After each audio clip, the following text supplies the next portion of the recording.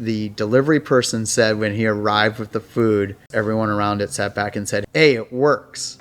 And next thing we knew, someone else in the group placed an order, and another person placed an order, and another person placed an order. 8 orders later, we had been serving these people all night long, and they thought it was the greatest thing in the world that they didn't have to get up out of their seats for that.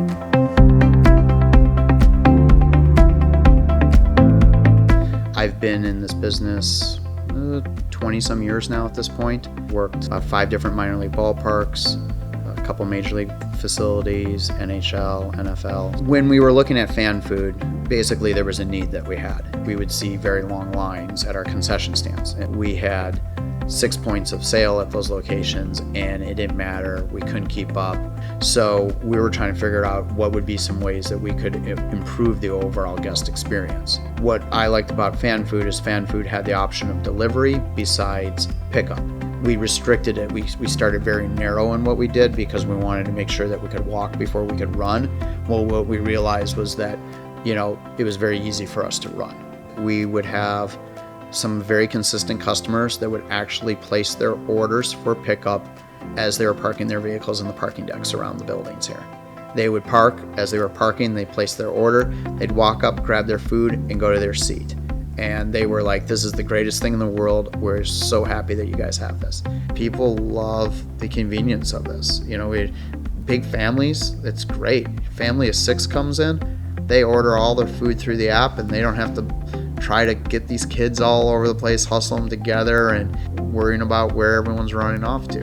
And that's the convenience they're looking for in minor league baseball.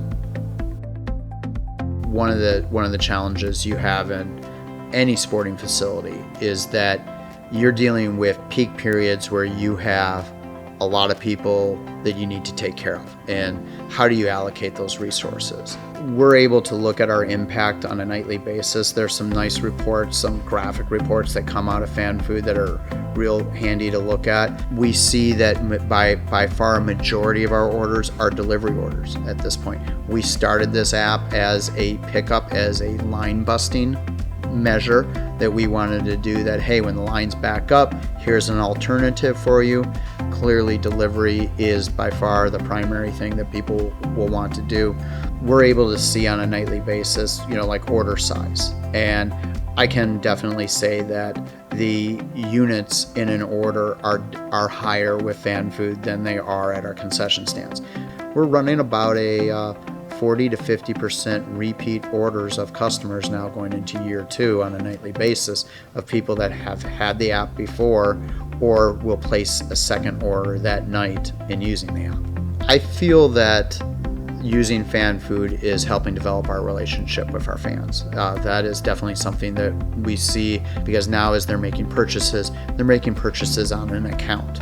And especially now as we go into our second season and we're building more and more users with this, we anticipate that we're going to be able to take that analytic data and be able to start looking at that data, and I think that's tremendous. We just see that there's not a big barrier to entry here for you to convince people to do this.